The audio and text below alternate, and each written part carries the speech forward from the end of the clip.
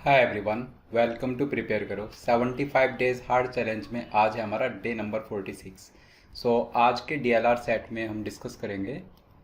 So 5 students Ranjan, Ramdas, Ravi, Mukhtar and Seshu appeared for 3 examinations: biology, zoology and chemistry.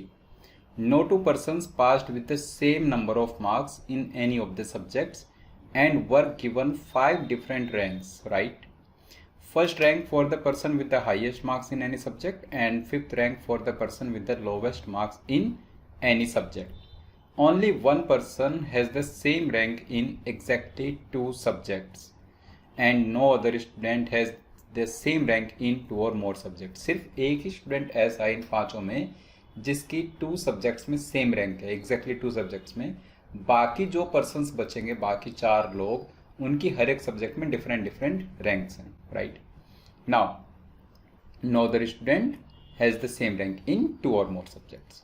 उसके बाद ये कह रहा है रंजन गोट the first and second ranks in 2 subjects and Ramdas goat the first and second ranks in 2 subjects, right. Seshu was neither first nor fifth the person who was first in zoology. मतलब इस type से आगे फिर हमें कुछ statements दिए हुए हैं। तो सबसे पहले एक टेबल हम लोग बनाएंगे, कुछ इस टाइप की टेबल, राइट। 5 पर्सन्स हैं in the first row and in first column there are 3 subjects: biology, zoology and chemistry, right. तो इसको फिल करने की कोशिश करते हैं। अगर हम किसी भी रो की बात करें तो उसमें 1 2 3 5 डिस्ट्रीब्यूट हो जाएगा इन एनी आर्डर, राइट। जैसे इस वाले में 1 2 3 4 5 होगा, किसी भी आर्डर में हो सकता है।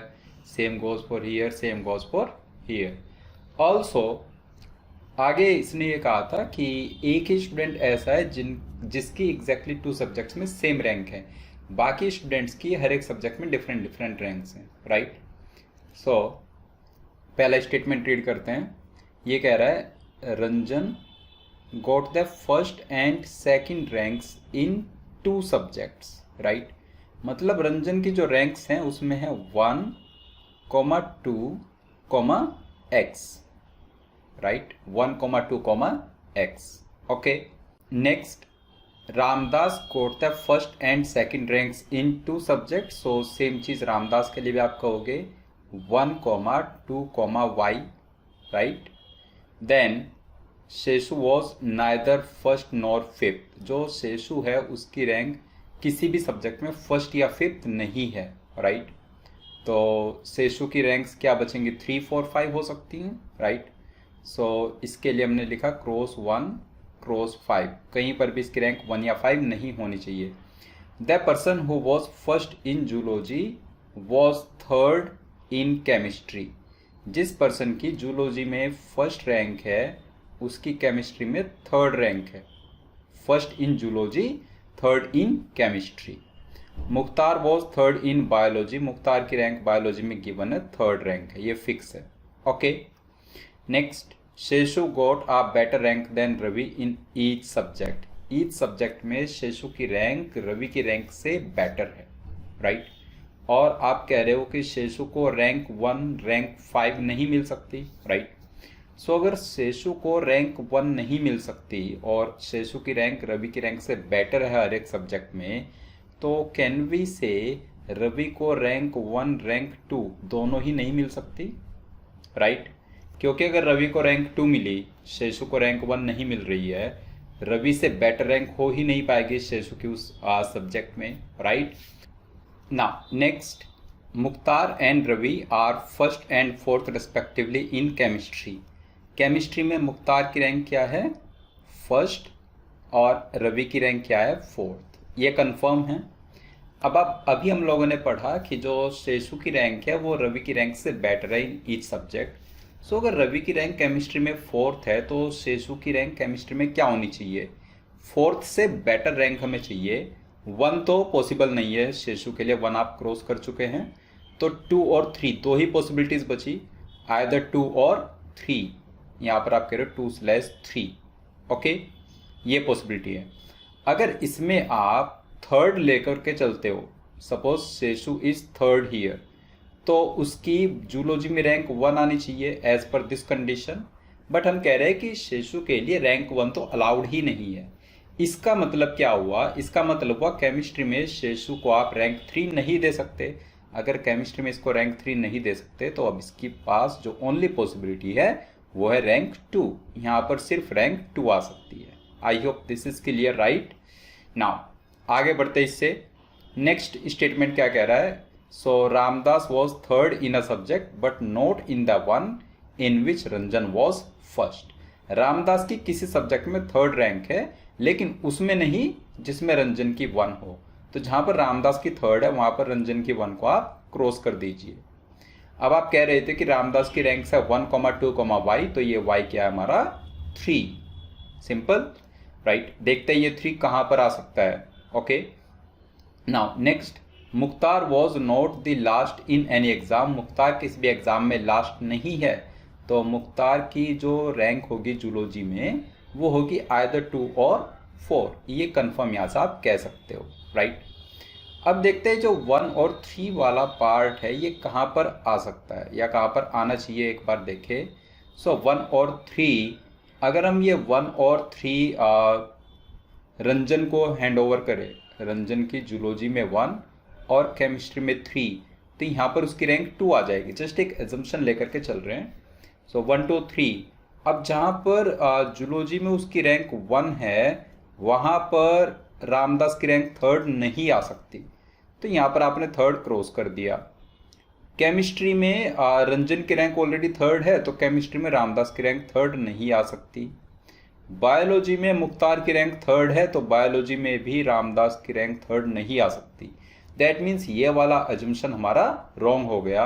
अगर ये अजम्पशन रॉन्ग है तो इसका जो रिमेनिंग पार्ट है वही हमारा करेक्ट होना चाहिए। मतलब 1 और 3 सिर्फ यहीं पर आ सकते हैं, कंफर्म, राइट? अब ये 1 और 3 है तो ये रैंक आ गई 2, ये भी हमारा फिक्स हो गया। अब देखते हैं रंजन की रैंक 1 कहाँ पर आनी चाहिए। तो रंजन की rank 1 only possibility is biology. Why biology? क्योंकि जूलॉजी में रैंक 1 ऑलरेडी रामदास की है, केमिस्ट्री में रैंक 1 ऑलरेडी मुख्तार की है, ऑल्सो केमिस्ट्री में रामदास थर्ड दिख रहा है तो उसके सामने 1 नहीं आना चाहिए। सो 1 हो गया। अब बात करते हैं इसमें जूलॉजी में और केमिस्ट्री में रंजन की रैंक क्या आनी चाहिए। तो रंजन की जो रैंक है, एक उसमें ऑप्शन बचा हुआ है 2 सेकंड रैंक का, और एक है x। अब ये x का हमें कोई आइडिया नहीं है कि वो क्या हो सकता है, राइट? तो अब इसको होल्ड पर रखते हैं। सो 1 के बाद 2 इसका कहाँ पर आना चाहिए? तो 2 केमिस्ट्री में तो नहीं आ सकता, ये कंफर्म है। केमिस्ट्री में 3, 4, 1, 2 ये रैंक्स आ चुकी है, तो जूलॉजी में इसकी रैंक 2 आनी चाहिए। अब केमिस्ट्री में रंजन की रैंक क्या होनी चाहिए? तो केमिस्ट्री में 3, 4, 1, 2 आ चुकी हैं, मतलब यहाँ पर रैंक आ जाएगी 5। ये हम कंफर्म कह सकते हैं। ओके, अब मुख्तार की रैंक 2 और 4 थी जूलॉजी में, लेकिन जूलॉजी में 2 तो रंजन के पास है, तो आप कह सकते हो कि जूलॉजी में मुख्तार की रैंक 2 नहीं हो सकती, यहाँ पर 4 ओनली पॉसिबिलिटी, राइट?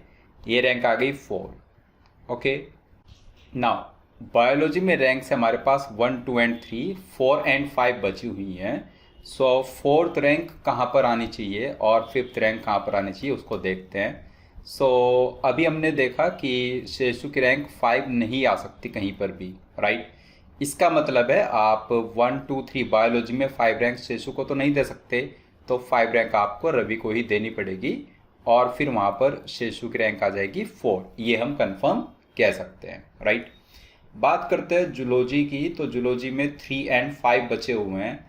जो 3 एंड 5 बचे हुए हैं उनको कहाँ पर फिल करेंगे, राइट? अगर आपने 3 एंड 5 ऐसे फिल कर दिए, यहाँ पर 3 यहाँ पर 5, तो प्रॉब्लम हो जाएगी।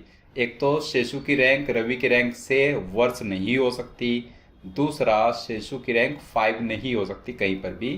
तो 3 और 5 में ऑपोजिट फिल करने पड़ेंगे, मतलब यहाँ पर आप 5 फिल करोगे और यहाँ पर आप 3, राइट? अगर ये नोटिस करें तो रवि एक ऐसा स्टूडेंट है जिसकी 2 सब्जेक्ट्स में सेम रैंक है, वो भी हमारा यहाँ से दिख रहा है। ओके, सो ऐसे करके हमें सारी रैंक्स फिल कर पाए। क्वेश्चंस पर आ जाते हैं। Who among the following did not always get a better rank than Ravi? इनमें से कौन ऐसा है जिसको ऑलवेज रवि से बेटर रैंक नहीं मिली, राइट? सो रंजन को यहाँ पर रैंक 5 मिली है और रवि को रैंक 4, तो रंजन इज द पर्सन। सीधे आप मार्क कर सकते हैं, right. Now which of the following pairs of persons do not have consecutive ranks in any subject. Ranjan and Ravi, क्या इनकी किसी सब्जेक्ट में कॉन्जिक्यूटिव रैंक्स नहीं हैं? रंजन एंड रवि, इनकी तो हैं 5 and 4, right. Ranjan and Mukhtar, option B. So Ranjan and Mukhtar 1 3 2 4 5 1, option B आप मार्क कर देंगे। बाकी वो क्रॉस चेक कर सकते हैं, जैसे Mukhtar and Seshu, Mukhtar and शेषु की कॉन्जिक्यूटिव है 3 4, रवि एंड शेषु इनकी भी कॉन्जिक्यूटिव है 5 and 4, right. Now question 3, who among the following was first in biology. Biology में फर्स्ट कौन है? रंजन, तो option A. Who among the following scored same rank in exactly 2 exams, so that person is Ravi, option C. Okay, आइए पूरा set आपको clear हो गया है। अगर कहीं पर कोई भी आपको डाउट है तो कमेंट बॉक्स में अपना डाउट जरूर टाइप करना।